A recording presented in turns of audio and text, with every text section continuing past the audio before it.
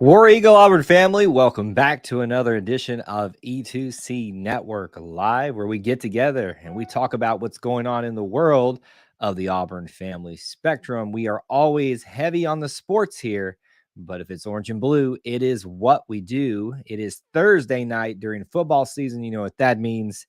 It is another Auburn football game preview. This time, Auburn versus Arkansas, the Wee Pig Sueys, as I love to call them. I know that gets them fired up when I make fun of their call, but for tonight, we'll call them the Wee Pig Sueys as opposed to Woo Pig Sueys. That game, 11 a.m. Central Time, 12 if you're Eastern Time on the SEC Network. A dreaded 11 o'clock kickoff, noon kickoff, however you look at it. The ones that are no fun, but it looks like it's shaping up to be a beautiful weekend on the Plains. I'm going to be there. More on that in our schedule coming up in just a little bit. But what we're going to stress and focus on in this live stream is about previewing the matchup, your thoughts, your commentary. And we're all going to kind of workshop towards maybe some solid score predictions. So save those towards the end of the stream. But that's what's on tap for you tonight. Typically, I do have a fan with me from the other team. I had about 3 individuals who are all hoping to be here and were not able to make the time. So I do not, unfortunately, have an Arkansas fan here tonight. It was just apparently Arkansas fans are just all busy this week, or at least on Thursday night. And I understand that, but it's a shame that we can't. But with that being said, we're going to do a couple different things that we usually do. First of all, I'm just going to be here hanging out with y'all and carrying on the preview show like normal. But we're also going to open up the phone line to Arkansas fans. If you are an Arkansas fan that is tuning into the live portion of the show, let me know in the chat, and I'll be happy to provide you guys the link to call in if you'd like to. We've also given our Booster Club members the opportunity to utilize the link to call in, and if they do, I'll put the headset on and we'll have a conversation with them. But for now, I'm going to relish not having to have the headset on for right now. But that is what is on tap tonight, previewing Auburn versus Arkansas. A couple things I want to remind you of before we get started. Please do make sure you use this time as we normally do as your check-in period. How we always start off our shows, post right now where you're watching from, City, State, International, with a War Eagle. However you'd like. If we've got any Woo Pig Sueys out there, you can throw those in there. Those usually come after the fact, after, they've watched the live stream. So however you'd like to do that. But right now, in unison, let's all do this together. A collective smash the like button, retweet button, share button, whether you're on Facebook, Twitter, or here on the home base of YouTube. Do all those things for me right now. It will help share it out to other people who might want to be part of the conversation tonight live, or if they can catch the replay down the road. Last couple things I want to remind you of. We will be talking throughout the stream about my schedule for this weekend when I'll be on campus, all the things that I will be sharing with you on social media. Also want to remind you that we are currently still doing our subscriber giveaway. If you have not, all you got to do is subscribe and leave a comment, one comment on any video during the time frame that we're doing this subscriber giveaway. Not the live chats, but in the comment section after the fact, you can leave those there. But any video, shorts, edited video, or otherwise, that will enter you into the contest. More details are down below. My encouragement to you, leave a comment in the comment section on every single video that you can. So with that being said, there's a lot of people already assembling in the chat. Let's say hello to them and let's get started on our show tonight. War Eagle, Devin says, War Eagle, I'll be at our church trunk or treat when the game starts, but I will be following on my phone. That's a very early trunk or treat, a noon or 11 a.m. trunk or treat. That's the first time I've ever heard that, Devin. I got to be honest. I mean, traditionally you want to do those kind of like in the dusk hours, the late afternoon hours for kids and stuff, but that's just me. That's how my church always used to do it, but to each their own. Hopefully it won't keep you from keeping track of the game, because hopefully we're going to be getting a win out of this one. Over under on a fumble not going Arkansas's way. That's good. That is really good. I appreciate that. For those of you that don't remember, was it 3 seasons? I guess it was the COVID year. So 2 seasons ago, we had the Bo Nix. Did he spike it? Did he not spike it? Fumble situation, non-fumble situation, what it actually was that set up the game-winning field goal for Anders Carlson to beat Arkansas during that weird. It was a really wet day too, if I remember correctly, with the weather. just an odd season altogether. Never mind. I was going to go somewhere with that, but I'm not going to. I'm going to be nice. My answer, what do you guys think? I think what I know about Arkansas fans mainly comes through YouTube, and y'all are a rowdy bunch on YouTube. Let me just speak to any Arkansas fans watching live or on the replay. Y'all are an interesting bunch. I enjoy the heck out of y'all sometimes. Sometimes y'all are annoying. But I just based off that demographic of Arkansas fans, I'm going to say it's like 90% chance that something, a fumble, an interception that maybe was arguably not an interception, is not going to go their way, and they will whine and whine like pigs do about it nonstop. Susan says it's going to be a struggle, but we need to win this game.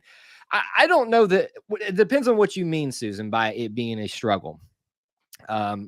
If you mean like both teams are going to look ugly, now that's probably, I guess you have a point there. Auburn doesn't look too good.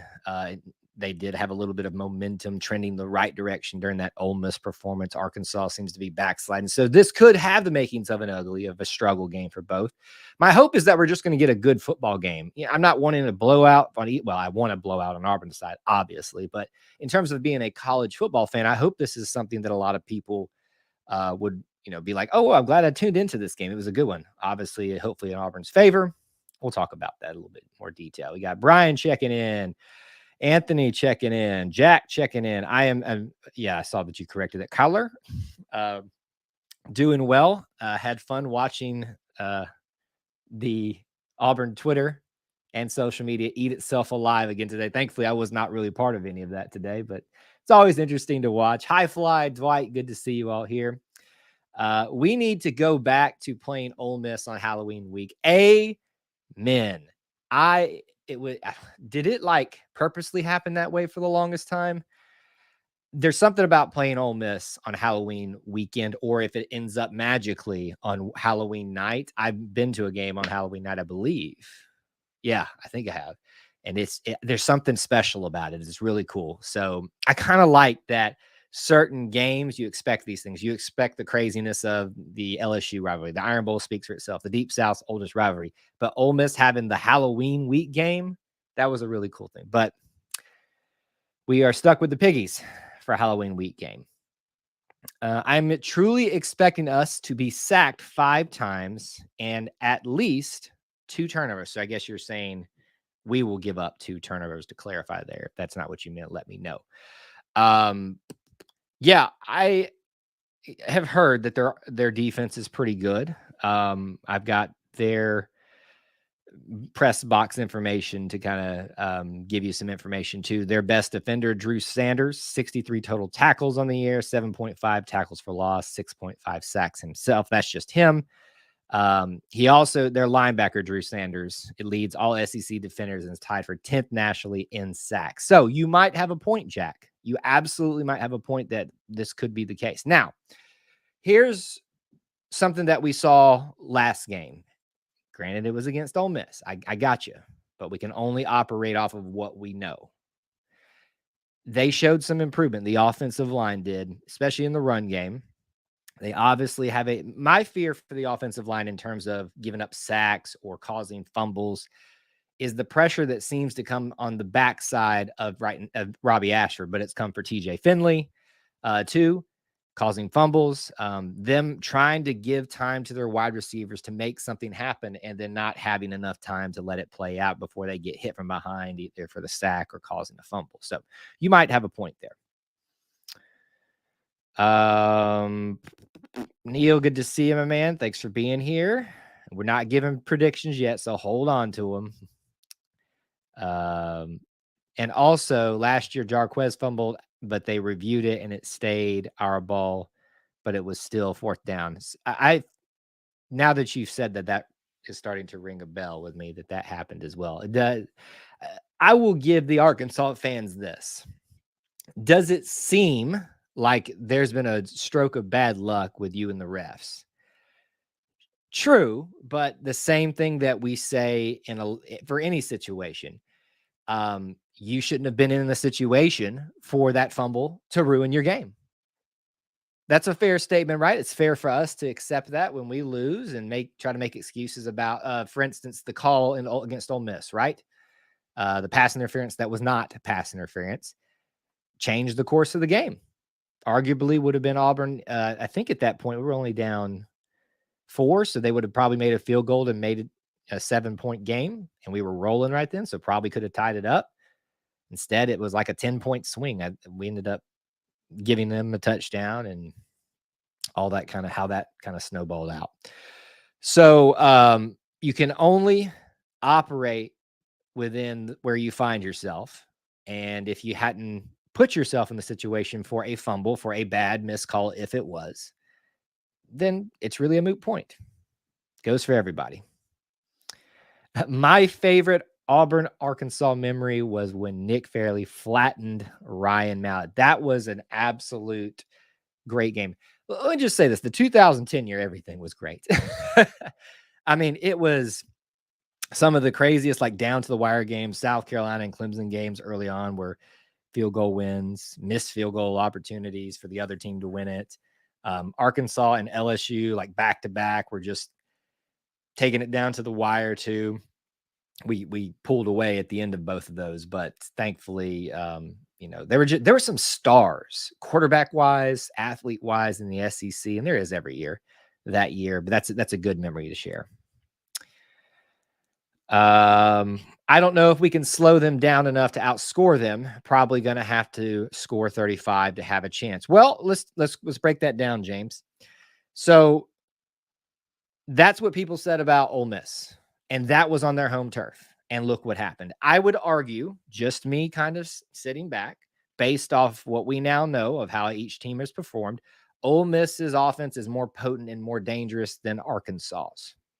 I could be wrong, but that's just me going off what we have seen. So if we can slow them down on their home turf, it stands to reason that we can slow down. And granted, we didn't slow down Ole Miss all that much, but enough to keep us in the game. We can do it at home against Arkansas, who is on paper not as formidable an offense as, say, the Ole Miss was. Just my opinion. Don't shoot the messenger. Probably going to have to score 35 to have a chance. One thing that this team has shown is at home that they are good for about 14 points to start off the game. After that, that's everybody's guess. So I will relent to you that you could have a point that if Auburn can score up into the 30s, they'll probably win this one. But I also don't think that disqualifying them, and I'm not saying that you're exactly saying that, but the notion that we may not be able to slow them down doesn't disqualify them from winning that.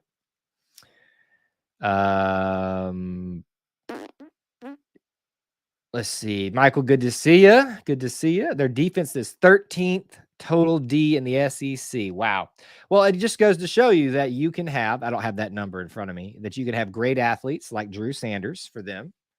Their best defender they have here listed on their sheet with 6.5 total sacks, 63 total tackles on the year. It just goes to show you can have great athletes, great individuals, but that doesn't mean that you're a great unit or a great team overall. So there's that. Kevin, good to see you. Thanks for being here. I'm going to start calling Kevin Captain Optimism. He's the optimist that I wish I could be. Michael says it'll be close in the first half. The crowd is not going to be as loud as like it was as a night game would be. You know, they said that about the 11 a.m. game for the Missouri game. It was loud in there. Recruits talked about it. TV announcers talked about it.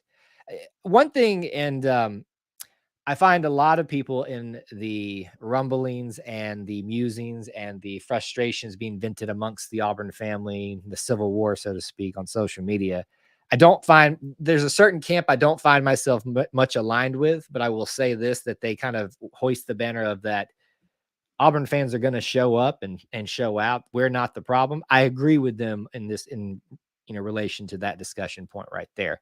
I don't think it's going to be a problem of it being loud. We have been away from this place, this magnificent, beautiful stadium, this great university and family for far too long. We are finally back together. I think there's going to be maybe not so much the energy that builds for a midday kickoff or a night game, But I think come game time, just like the Missouri game, you're going to see a lot of energy build up to that point, especially if the team comes out and does what it has often done this season and score very quickly at home. Can they continue the trend is the big question, though. Excuse me. Sorry, I had to grab a sip of water there. All right. Remember, if you're an Arkansas fan watching, let me know in the chat. We'll let you call in. If you're a Booster Club member, check out the Booster Club app or website. However you get there, you have a link to call in if you'd like to and talk to me. No pressure, but it is available to you. It's a perk to you guys that we want to get you sometimes.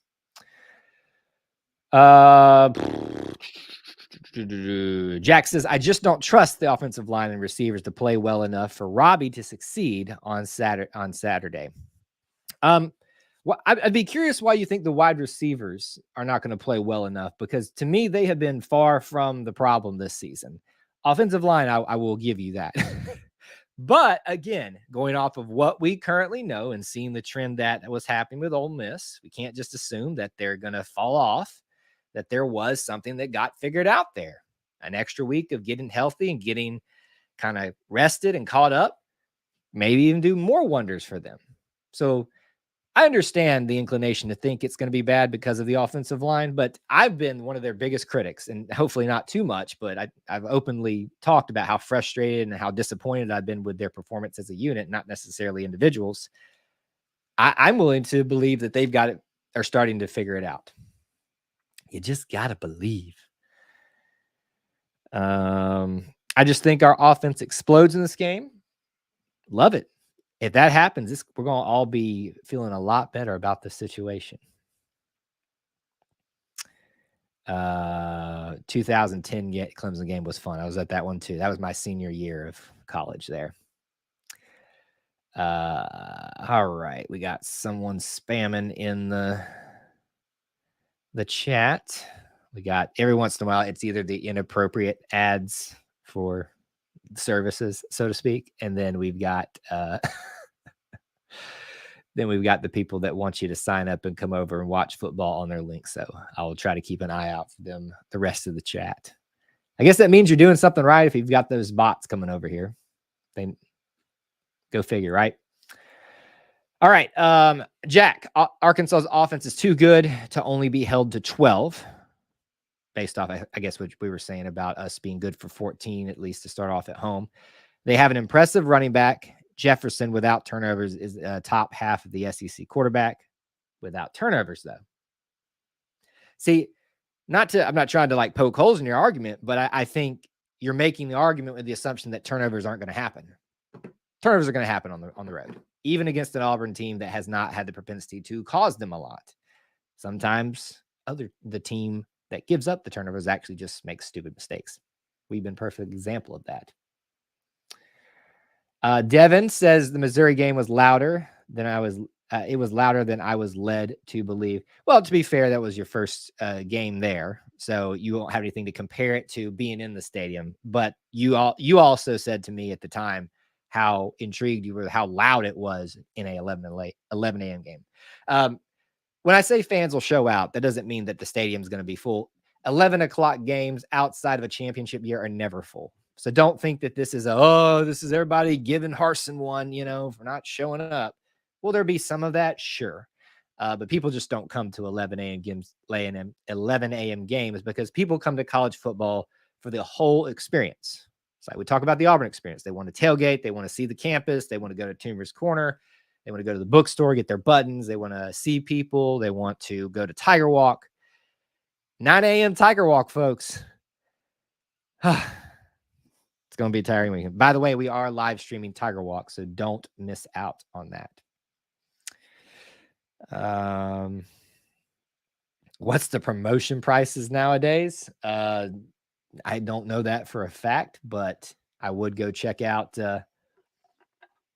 StubHub, all those places. I would imagine this game, especially being an 11 a.m. game, is not going to be the priciest ticket. I think I saw the Texas A&M game already looks pretty far down there in terms of price. We'll see. We are all hoping that the bye week helped us build the momentum we got from the Ole Miss game. I agree. All right. Keep your comments and questions going. Let me dive a little bit into some information for you all about the game that is provided, obviously, for the media.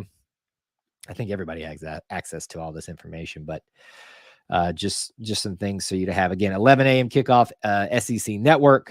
If you want to know the all-time history record, 19, 11, and 1, with Auburn leading that series. And last year we won 38 to 23, excuse me. So a fairly convincing win on the road by 15 points, 2 touchdowns. You might look at that and say that's not as impressive as you're saying, but last year Auburn was struggling too. It's not as bad as it was this season. But going on the road doing that, you never want to kind of just dismiss that out of hand. It is impressive to do that, go on the road and win by 2 touchdowns. We've seen teams that have been great struggle on the road every season, not just this season. They won the 30-28 matchup in 2020, which we've already mentioned to, with the controversial non-spike situation. Go figure, giving the Arkansas fans more things to be frustrated about. The Tigers lead this series 9-5-1 when playing in Jordan-Hare. So all things, when you look at series history, when you look at trend at home, all these things point to Auburn's favor. Now, that's just history. That is just taking into effect what's happened every team across history. It's not taking into account what's currently happened this season. So you can't just obviously say, well, Auburn wins most of the time in this series, so they're going to win this one. But you at least like your odds, right? The odds are there for a reason. I have rewatched last year's game, this one, the Arkansas game. I thought it was one of their best games of the season. I remember it being pretty good. I remember it being a pretty good showing. I think it was one of Bo's better days, too. It kind of seemed like we got out ahead of them. It just kind of handled business from there. What else? Important notes for this game, especially if you're going. It's the Wear Navy game right here. So wear your Navy out there, which should be easy. I think most Auburn fans own something probably Navy over orange. I've always heard this, and it was a question I ask a lot in the Auburn Roots series when I do their final questionnaire during their interview. I asked them orange or blue. Most people say blue because I look bad in orange. So I don't think we're going to have a problem. And it shows up, I think, better when we try to do a color out, white out, orange out. I think white probably shows up the best out of all things, but the blue out, the Navy out, if you want to call it that, is what's this game. And I think we'll probably have our best showing of that. So wear your Navy, please be a part of that. Also in this game, 1972 Amazons team, one of the better Auburn football teams of our history, will be honored at the field. So be excited about that. And you should be excited about just seeing a team that's coming off a bye week, as Devin said earlier. Oh, I still lit up. That's probably well rested, has a lot of motivation. There's things going on with the program right now in terms of people leaving, which you should not be shocked by. If you're shocked by that, if you're overreacting to that, we're not going to get into that tonight. We addressed it last night. Really need to just take a chill pill. I'm just going to be honest. Just take a chill pill. Let's just enjoy getting back out there together and having fun watching our Auburn Tigers out on the field. And hopefully we're talking about a win, because if we don't, things are going to get kind of interesting. A lot of you talked about it early on in the stream, and we already mentioned a couple of times their best defender, their linebacker, Drew Sanders. Let's talk about some of their other athletes out there that you want to keep an eye on. KJ Jefferson. Now, KJ, remind me if I'm wrong, folks. He was at Florida first. Do I have that correct? Can anybody confirm that for me in the chat? KJ Jefferson, if that's true, I do remember him being somewhere in the SEC. He did not have a great start, but we all could see the athleticism, the ability. It's a big guy, a big quarterback. Currently on this year, he's 109 completions, over 161 attempts. 67.7 completion. You'll be really successful if you have that type of completion percentage. In comparison, I think Robbie's sitting right at 50 right now. So you can kind of see. It's interesting when you've got a quarterback that seems to be doing really well like he is. Why are they struggling so much? It goes to show you that one athlete, no matter how good, can't make a big difference. Just like Drew Sanders being their best and one of the most notable defenders in the SEC, but their team defense, according to whoever said it earlier, it's 13th out of 14 SEC teams. There you go. What? Last night I had a dream we dropped the Under Armour and signed Nike. I hope it doesn't mean, because I like Under Armour. This stream is not brought to you by Under Armour. So KJ Jefferson, 67.7 completion percentage, 1,463 yards, so almost 1,500 yards on the season. You got to like this. And this goes back to, I think, what Jack was saying earlier. 14 touchdowns, 1 interception. So we're not talking about everybody else's fumbles and everybody else's interceptions that might be there, but we're talking about his. This is a guy that takes care of the ball. High completion percentage, low turnover to, or I guess however you say that, a good touchdown to interception ratio, a really good. Every 14 times he throws the ball, he throws a touchdown, he throws 1 interception. That's a pretty good quarterback. So having a great season, it seems like, had a little bit of injury. So when I say this, please don't read into what I'm saying and think I'm hoping that he will get injured or hurt. But you use every advantage that you can. He's been hurt. Go hit him hard. Take advantage of that. He's had that propensity to be a little bit hurt this season. Don't take it easy on him. You get an opportunity to bring him down in the backfield. Derek Hall, almost said Iku Leota. Hurts my heart to say he's not there. Marcus Bragg, who was coming along very nicely, filling in for Iku Leota. Defensive lineman. Do it, guys. Take him down hard. Let's see here. Good to see you. Thanks for checking in, Javier, on Facebook.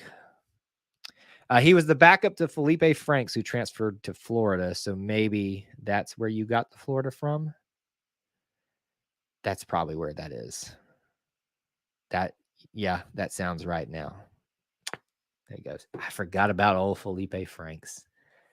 It's interesting with the transfer portal now and watching the trajectory of some of these athletes, especially quarterbacks. I mean, think about JT Daniels, USC, goes to Georgia to be the starting quarterback. All the hype, can't beat out Stetson Bennett, can't stay healthy to beat him out. Finally is healthy and goes over to West Virginia and is with a team that's, I wouldn't say struggling, but they're probably not up to West Virginia's standards. Could probably be winning a little bit more than they are. I think they're 4-3 or something like that now. Thank you for that clarification. That's why I didn't want to say he's the Florida transfer, because I couldn't remember overall. So KJ Jefferson, respect him. Take advantage of that. He was injured, and take him down hard if you can. Not to try to hurt someone, but it's the game of football. It's physical for a reason. Here's the problem is they've got a really great quarterback, a really great defender. It doesn't stop there. They've got a really great running back. Raheem, as I believe he's called, Rocket Man or Rocket, Raheem Rocket Sanders, two great Sanders that they highlight here on this sheet. 140 rushing attempts for 870 yards and 7 total touchdowns. Now, those are the type of numbers we look at it, and we're probably like, that's where we would hope Tank would be right now. Anybody in the chat, where's Tank sitting right now on numbers wise this season? I do not have that pulled up. It's probably in my list of stuff here, but by the time I find it, it'll probably be too late. So if you find yourself wanting a little bit of homework to do for me, check that out and see if you can find that information for me. It doesn't stop there with KJ Jefferson, with Rocket Sanders or Drew Sanders, their best defender.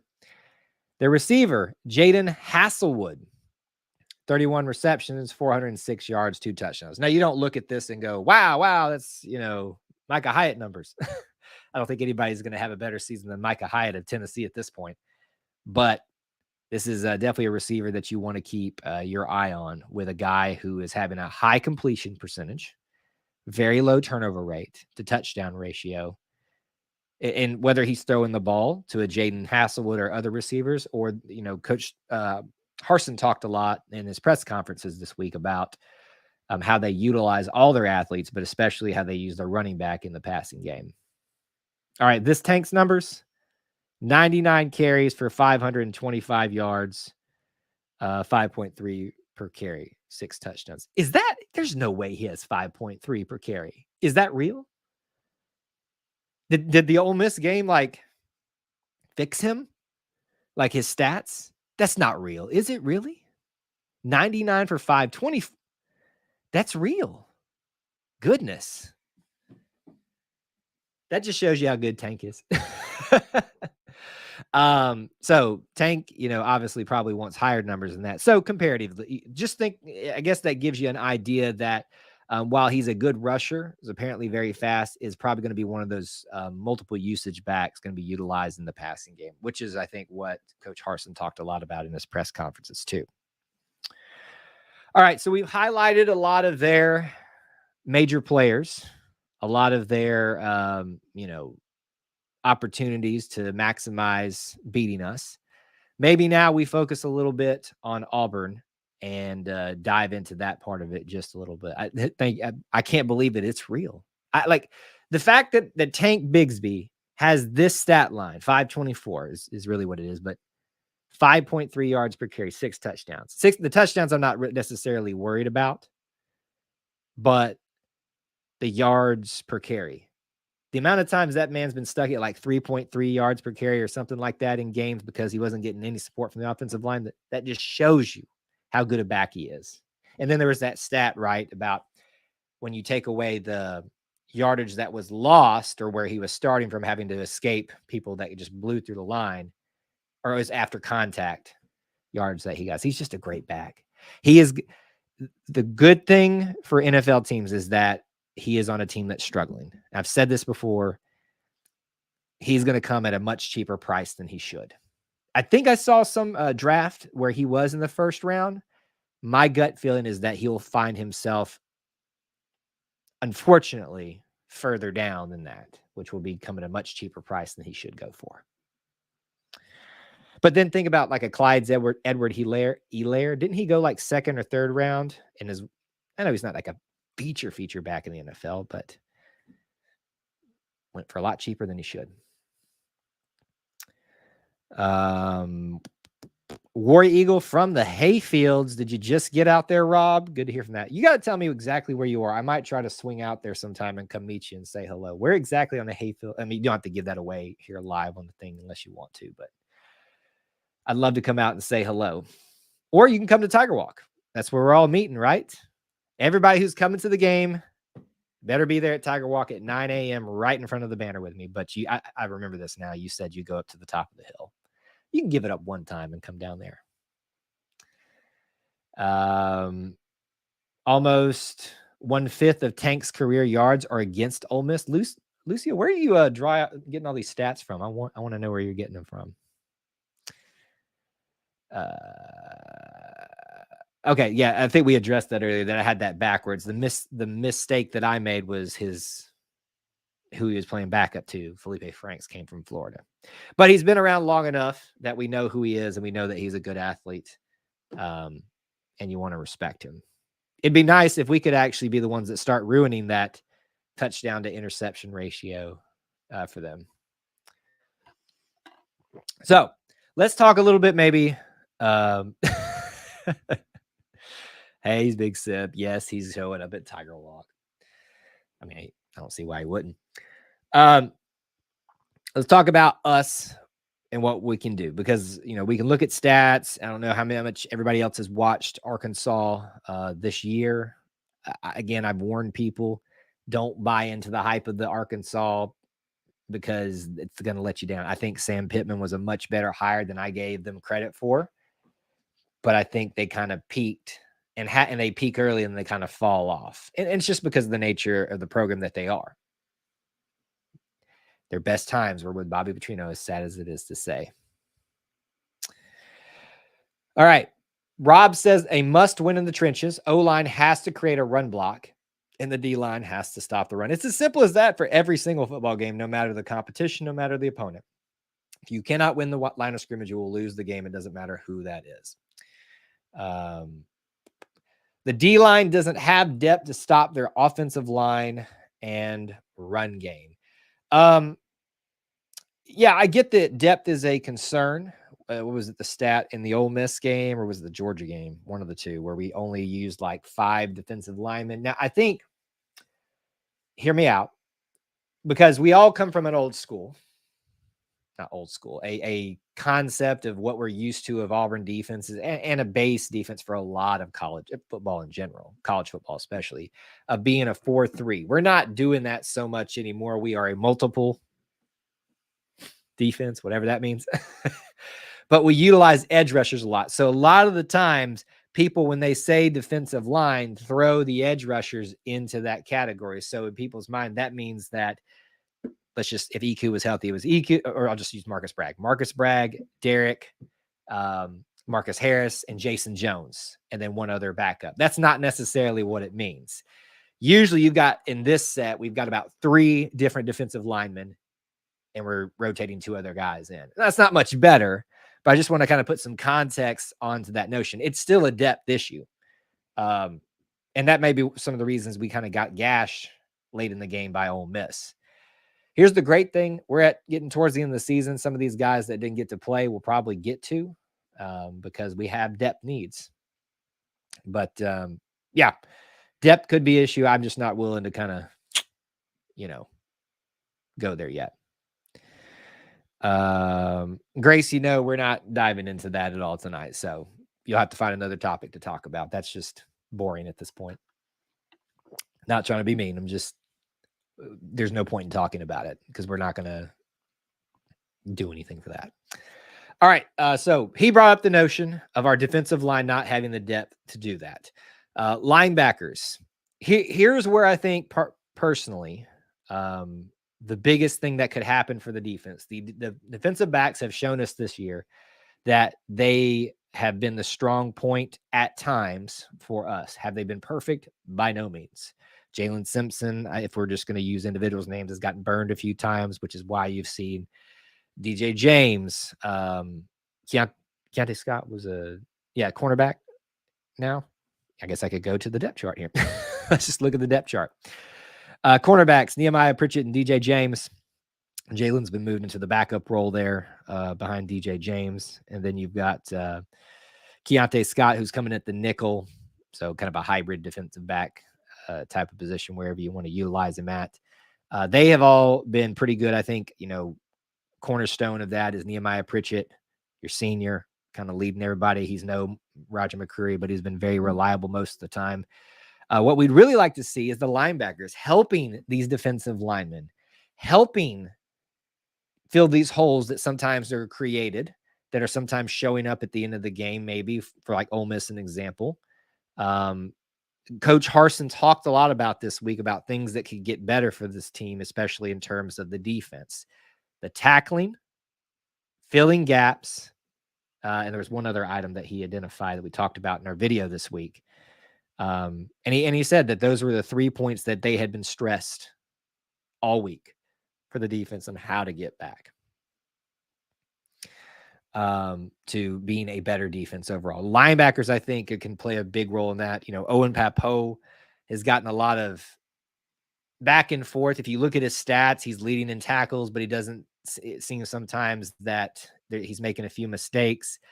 We all were wondering what happened to Cam Riley. He's back as the starting will linebacker, but we'll see what happens at this point. We could probably use a little bit of extra oomph from the linebacker position.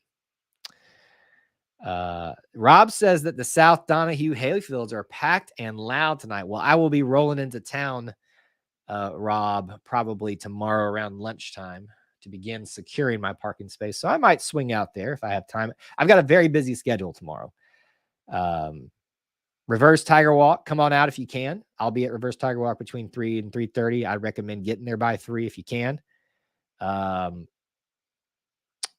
got a private event to go to, a baseball game, And then before that, I've got locker room tour that we'll be doing a live stream of too, since we haven't done one in a while. I'll do that again for everybody.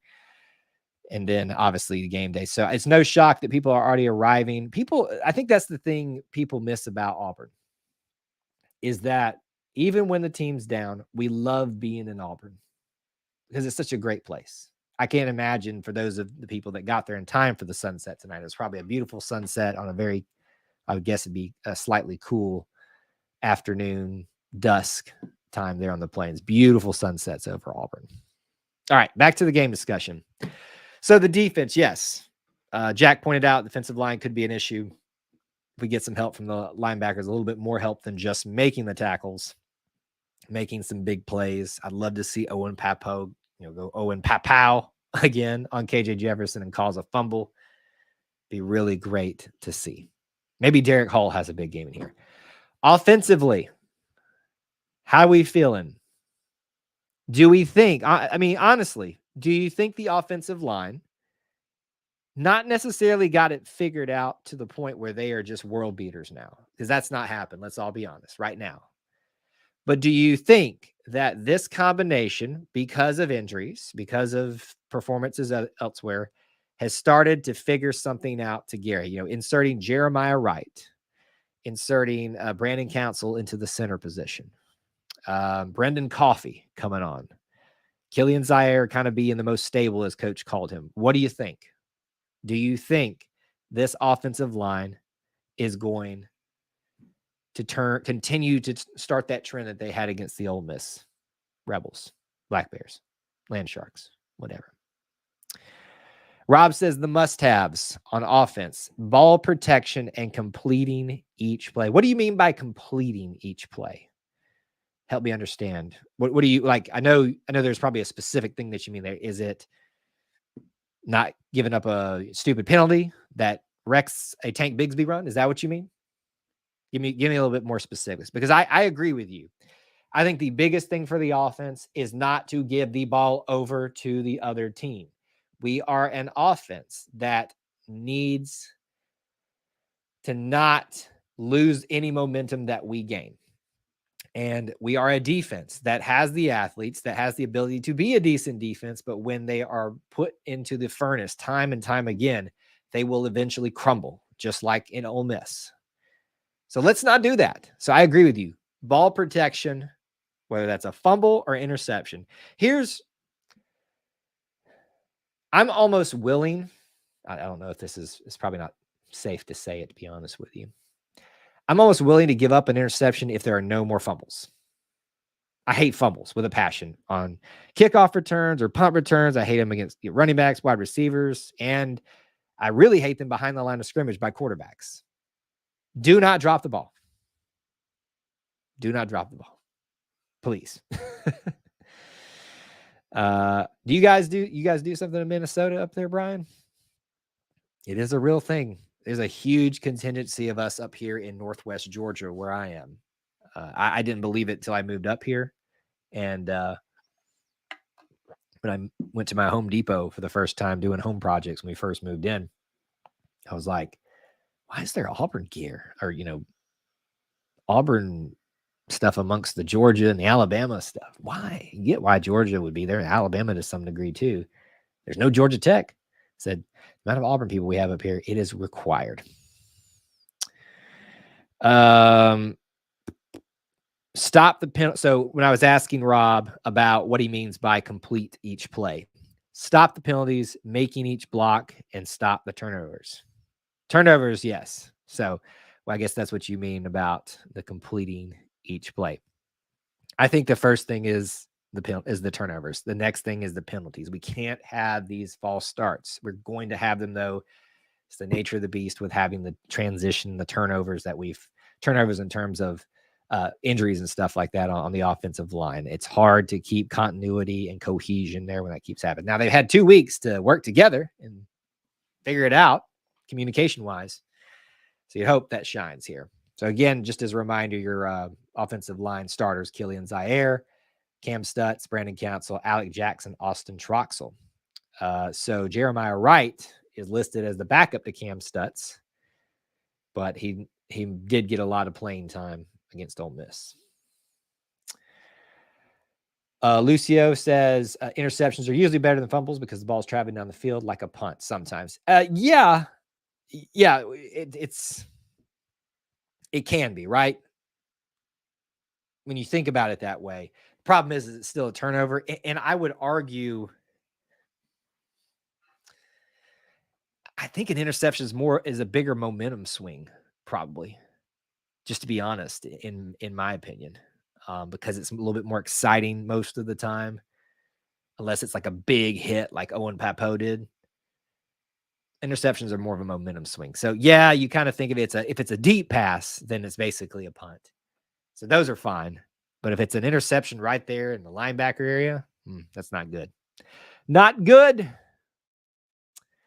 Linda, good to see you. Thanks for stopping in. Excited to probably see you at Tiger Walk in. Linda has been my most consistent person coming to say hello at Tiger Walk.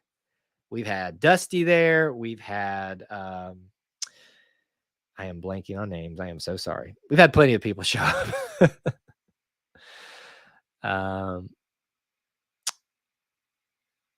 Could we have custom uniforms coming out of the tunnel tomorrow? I don't really think so. Neil, the big question, right? He's asking, will the bye week actually help Auburn? In terms of just, catching your breath, it will help Auburn. Will it fix the problems that are really the true problems? It probably doesn't, because your offensive line has still lost members of it. People are still injured, out for the season. The people that you've lost on the defensive line, they're out for the season still. It helps in terms of getting those guys that are now working together more time to communicate. Oh, Neil.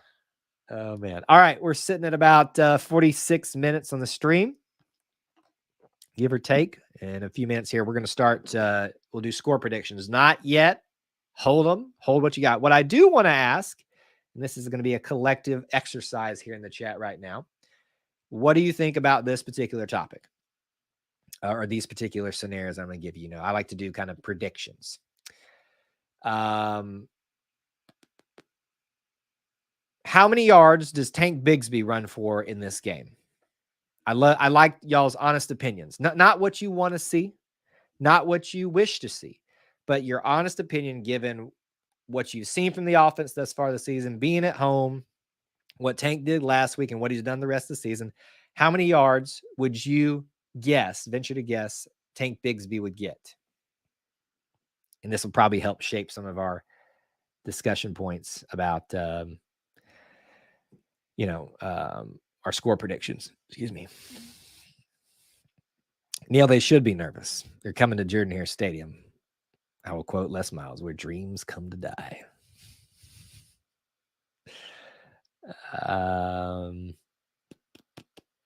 Tank will have 120, 140. Funny. 125.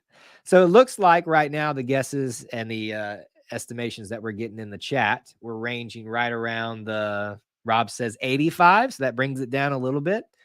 Well, how about this? Tank Bigsby is probably, in all of our eyes, going to be able to break 100 yards. I would definitely, based off the momentum that's been built, probably the energy that he now feels, that's going to be a good guess that he can probably break 100 in this game. Now, would that be on, 15 carries where he's just going bonkers and we have to pull him out? Or is that going to be on like 25 carries where he has a lower percentage average? Jack says that the locker room issues will make us lose. Jack, buddy, we got to get you a little bit more optimistic. I know they haven't given you a lot of reasons to be. Listen, I'm not going to dismiss out of hand locker room issues. But I'm also going to say, until I see that happen, I'm not going to believe that, because that's almost a bigger leap, in my opinion, than saying that Tank can't go over 100 yards in this game, or the offensive line can't get it right, because that's just going off of feelings and emotions and the things that we're seeing written about and stuff like that. And I know we had that conversation with you last night. I'm not trying to completely out of hand dismiss those reports. Everybody's got their sources and vetted them out. But frankly, like I said last night, I'm just skeptical, because sometimes the sources are the kids that are I'm not saying these were, but I know where sources come from a lot in the past. People with axes to grind. And so sometimes the story is fantastic. What's the word I'm looking for? Extrapolated to fit a narrative, not necessarily by the reporter, but by the source. That's just my opinions, though. And my opinion doesn't amount to a hill of beans.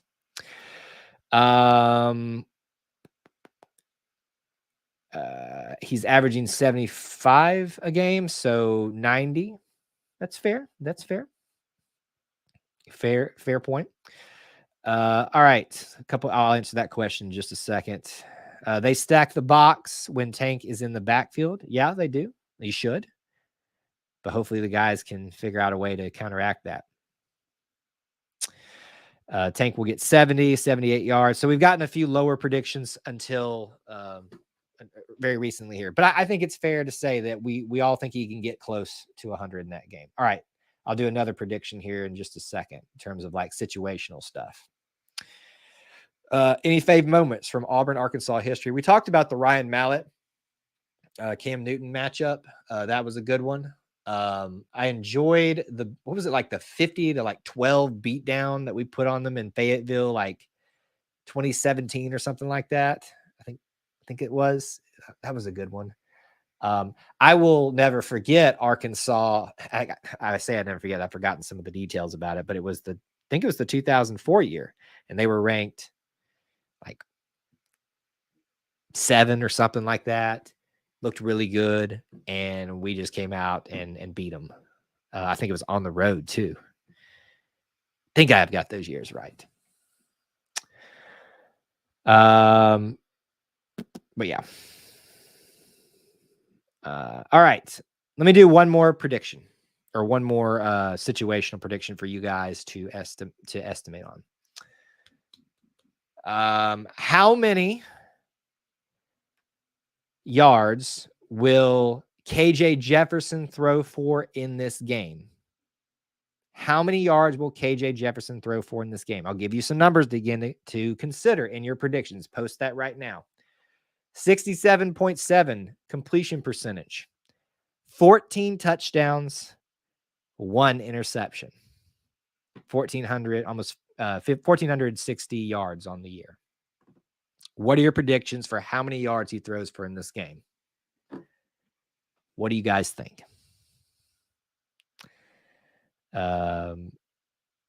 I expect you to have an incredible rise in viewership and interest late November. Well, if we do, great. But if I'm not so much worried about viewership numbers and stuff like that. I mean, obviously, it's not, you don't ignore them, but I think some people, I know this for a fact, put too much emphasis on that and will use that to belittle you. And it's pretty sad when that happens. Because that doesn't really have anything to do with it. Because I don't do it for the numbers. I do it because I enjoy hanging out with you guys. Let the rest of it take care of itself. But I appreciate that. I guess I should have just accepted the compliment. Shut up, Kyle. All right, we've got some numbers coming in now. 187. Brian says 310. If that's the case, Brian, we is in trouble. Jack says 260-ish. I think kind of using Jack's prediction, if he starts pushing into the 250 passing, I think it depends. Like if he's throwing 250 by the end of the game, it's not that means that we lost. But if he's throwing 250 at like third quarter-ish, that means he's having probably a really good day, and that would concern me. So to me, the reason I asked this question is because I'm trying to kind of get to a point in my brain, trying to think of my score prediction. I think if Auburn can hold KJ Jefferson to under 200 yards, also with a caveat that Tank has a decent day, roughly 100 yards, I think that spells a lot of good news for Auburn.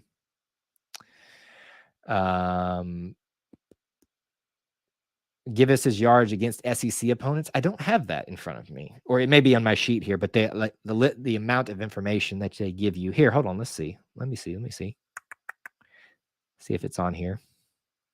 It is not, at least not that I can see right now, but that would be a good note to have. Robbie has 170 and 190. Maybe so, maybe so. Neil throwing down the gauntlet. No way he throws over 150 against Auburn. I like it. I like it, sir. Devin's asking, I'll throw you one. How many does Robbie throw for? All right, well, let's kind of look at that a little bit maybe. Robbie right now is 74 attempts for 307 yards. It's only been started for, 3 official games now, 3 touchdowns. You look at Robbie's stats there, the completion percentage, it's all not there, but he's had some moments that showed he's headed in the right direction. At home, not to bring this back up again, but just like Jack was saying earlier, that the locker room issues could be a thing that makes this team lose the game. It also could be something that makes the team better, because whether or not they were an issue and they made the right call for themselves, you're removing a bad mojo from the locker room. Sometimes they can swing it the other way. So I see this as an opportunity for the wide receiver room to kind of lock in on what they're doing and have guys kind of feel like we've got our guys together now that want to be here, want to be part of the team, and not taking a shot at Dawson, not taking a shot at Landon. I think it can just as easily swing the other way too. I see. Wow, Rob.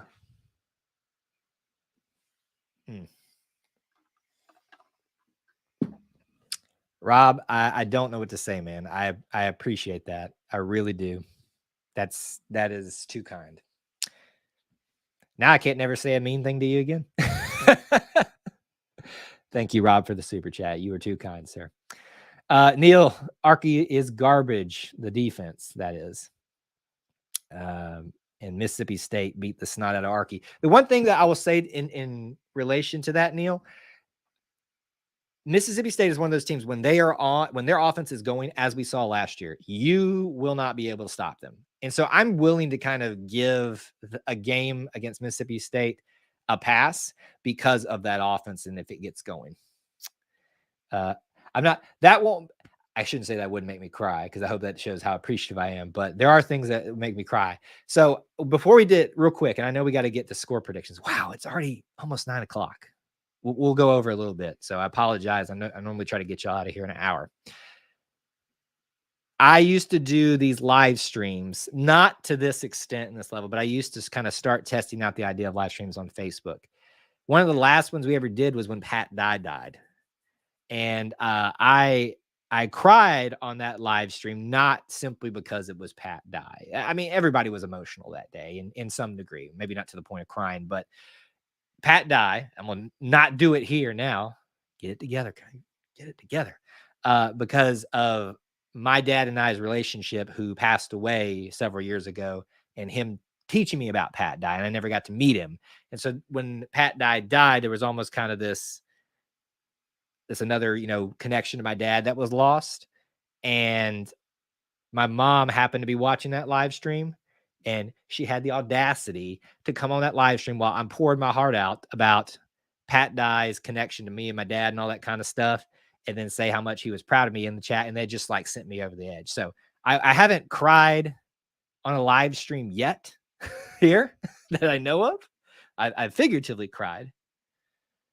But so, but his generosity is definitely something to evoke emotions for. So thank you, Rob.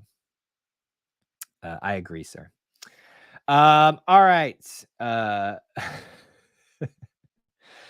got you. Let's see here. Okay. Trying to see if I missed any other comments here before we get to that. All right. We've held off long enough. It is 9 o'clock. Spend a few more minutes discussing with you guys. Let's do final score predictions right now in the chat. Auburn, Arkansas, 11 a.m., SEC Network. Been a rough one. Bye week. All the storylines. Navy game, 1972 Amazing's team getting honored. Apparently, Rob's on the street for us right now, saying that it is packed out there at the hayfields already, and it is pumping out there. The energy's already arriving on campus. What say you? Drop your score predictions in the stream right now. If you're watching on the replay, you can do that. What do you think? Who wins this game? Score and winner. I need to know what you think.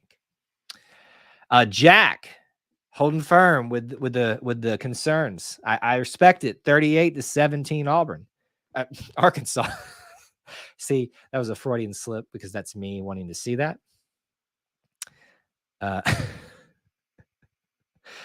I got to stop paying so much attention to some of the side conversations because they make me laugh in there. We win 31-17. Ron Robinson, 28-17. Anybody else want to drop a score prediction? I know some of you did it earlier. Let me know what you think. Why stay 2 hours? I'm not getting it. Why? Oh, why stay for 2 hours? I got what you know, I honestly could do that, but there are some things that are best left on a time limit. You know, the whole idea of leaving you wanting more. You know, I just kind of sit here and drag on about all that. Kind of gets old. We've done 2 hour streams before, almost 3 hour streams before, and it is tough on me. It's tough on me. So we'll probably cut, but there's going to be plenty of content this week. Post game show. We'll talk about that in a second. So stay tuned to the end. 26-18 Auburn, 27-23. I don't remember what your earlier prediction was, Neil. Is it this one? Or was it the past one? 31-17 Auburn. Arkansas 38-24. So there's another one for Rob, with Rob saying, did you give another one earlier? But yeah. All right. So let me give you guys my prediction. And I like to talk you through it. So I've talked a lot about what Auburn, operating off of what you know, what you've seen this team do thus far this season. Sometimes that's involving stats. Sometimes that's just off of what's actually happening out on the field. Not dismissing the stats, but like the trends, the things that tend to happen other than numbers. Auburn football has shown the ability, especially in those bigger games, to be able to get out and score points early at home. I think they will do that again because I have to believe they've shown the trend to do that. So that leads me to believe that we will at least score 14 points in the first half. I think Jack brought up great points about concerns about the defensive line depth, which I think a lot of us have those concerns. I think that's something to consider, but those will not start to rear its ugly head to the end. I'm really waffling on what I think here. At the beginning of the season, I said we'd kill Arkansas. We're definitely not going to kill Arkansas. Some of you have predicted that, at least in terms of what would be killing an opponent for Auburn this year. I think we'll score 14 points minimum in the first half. We'll at least score another touchdown in the second half and probably at least a field goal. So we're looking at, in my eyes, about 24 points. Is that right? Yes, 24 points at least for Auburn. The question is, what do you give to Arkansas, who has a quarterback with a very low turnover rate, with a potent enough offense to get things done? Can the defense hold out? Can the offense support them enough? I don't know that 24 points is going to cut it, so I'm going to say that we get one more field goal for 27. I think Auburn will win. Auburn's going to win 27-26, just barely getting past the Arkansas Razorbacks. And I am pushing that there because there's a lot of things about this team that still need to be fixed, still need to be trending in the right direction. Obviously, we've all been following the stuff on social media with the news of players leaving and stuff, the locker room issues, as Jack pointed out, which are not to be dismissed, but I also wouldn't make too much of them as well until we actually see problems happen as a result of that.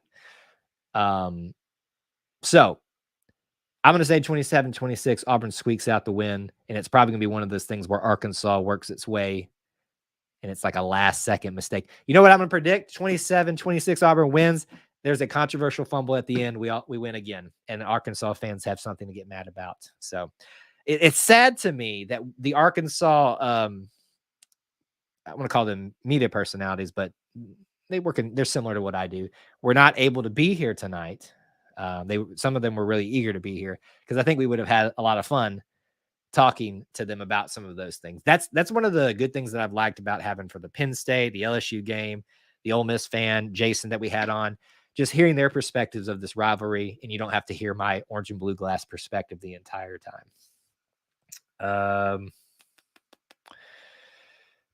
Rob goes to the top of the hill, not where we are, Linda, but I've tried to convince him to come on down to see us, but he likes the spot up there. Okay, Jack. So that's my prediction. I'll take a few more comments and questions, and we'll do final announcements here. I'm going to give you the full schedule for this week again, or this weekend again. So stay tuned here. Don't tune out just yet. I asked one thing for those who think that the players are quitting. If you knew you were being misused by your company, would you not want to move on to a better opportunity? I've seen the analogy between a business and football or college sports in general a lot, especially lately. And I'm not dismissing that, Jack. I think there are some good comparisons there, but it is also overused as well. I said this last night on the stream. If you are reeling and adding on social media players, dogging them for their decision, you are part of the problem. But if you are also dogging Coach Harsin, you are also part of the problem because you aren't in the locker room and you don't know the situation exactly. There have been reports out there and you have to kind of take them at face value. Jack's talked a lot about that, knowing apparently the author really well. There is a valid argument and a valid question to be had. Are you quitting on your team? Because when you say, not trying to pick on you, Jack, I hope you don't feel like that, but I'm just using the discussion points that are coming out here. If you knew you were being misused by your company, would you not want to move on to a better opportunity? What's the key phrase, a key word in there? You, your. That's all about what it becomes and can become. It's all about you, the player, not you, the team. And that's not just this situation problem with Landon King or Dawson. I don't know them. I can't make that assumption about them. They know all the information. I know none. But it sure does look that way. And if things are probably trending in the right direction for this program, the narrative switched. There's more people attacking them, which I would still fight against. You don't know all the information. But when you think about it that way, yes, it is a business, but it's still sports. And it's the same way in business. You should make decisions that, yes, benefit you, but hopefully don't hurt your team as well. It's all about trying to find that balance from making smart decisions for yourself professionally, but also being a team person. Derek Hall did that. Derek Hall could have gone probably second round this past go round, chose to stay and come back for what he hoped was going to be a great year. Still could be could be a decent year, an average year. Let's say that. So while I think you bring up a good point that we shouldn't be dogging players for quitting, we also shouldn't be dismissing the notion that it could be a selfish thing too as well for them to quit. Got to fall somewhere in that balance. It's neither or. No one knows the true information outside of the players and the coaches. And unfortunately, none of us will actually know, but we've already all chosen our sides. Anyway, I said I wasn't going to get into it tonight, but it was a good point, so I wanted to talk about it. If you see any issues in the locker room tour, please put them in the trash. I will do that, sir. All right. Final questions and comments. Let me give you the stuff to keep in mind here. First thing before we talk about this weekend, again, if you haven't, please do subscribe. First of all, because we're doing a subscriber giveaway for Assigned Auburn Football. Don't miss out on it. Details are in the description for all of the rules. Some of y'all in the comments section, because you have to be a subscriber and enter a valid, original, authentic comment that follow those guidelines in those rules, are not following that. And some of your entries have been deleted. Just to be honest, I reserve the right to do that. So go make sure you read all of that stuff before you put your entry, your official entry or comment into the thing. But please do subscribe, leave a comment on every video that you can within this contest parameters to get yourself the maximum opportunities to win this sign ball. It's going to probably be something that takes a while to get to, but you guys can help us in doing that and participating in that. This weekend, tomorrow, the plan will be a locker room tour somewhere between 5 and 6, probably closer to 5:30.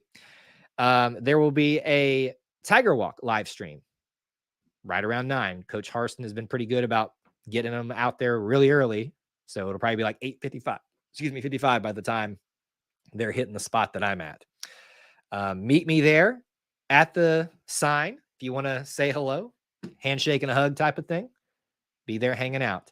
Post-game show live from the mobile broadcast studio right after the game, as close to it. If we win, it'll be a few minutes longer because of me going over to Toomer's Corner to celebrate and take pictures and share video and all that kind of stuff if we win. So that is the schedule for this week, but you never know what else might pop up. You never know what else we might get into. So stay tuned here, social media and otherwise. A lot of great content for you coming out this week. Check out the links in the description. Be a channel member, be a Booster Club member. You can drop super chats like my man Rob just did, just being way too generous. I just don't even know what to say to that. Thank you so much. Or you can just be here, smash the like button, share this out with a friend, be part of our stream. You've all had some great conversations tonight. Well, virtually with me, and I've appreciated that very much. I do have to bring up the whole you can support us this way financially thing, because this is a business that I'm trying to run. But I hope you guys don't hear that as that's the most important thing to me. It is being here with you guys. Last night's live stream was one of the more fun live streams that I have, even in a more contentious atmosphere for Auburn fandom on social media, especially right now, because we had such great conversations, not always agreeing, but just getting together, hashing it out together. It's why I love you guys. Oh, did I not say the baseball game? Baseball game too. I'll be there tomorrow night. It's free. Come on out. Let's hang out together. Rules. Who need the rules? Well, I mean, you can ignore the rules. Not you, John. I don't think you've been a problem, but there are certain ones that clearly don't read the rules or go check them out. Dustin's watching his Bucks tonight. We missed you tonight, buddy, but thanks for popping in and saying hello.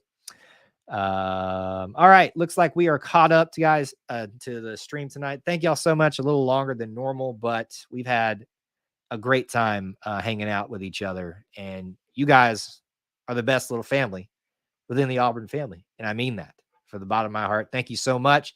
Can't wait to share the Auburn experience with you this week on social media, here on YouTube, and much more.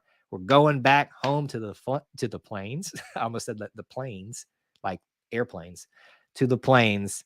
And I couldn't be happier to be back home. Until we talk to you again, though, War Eagle.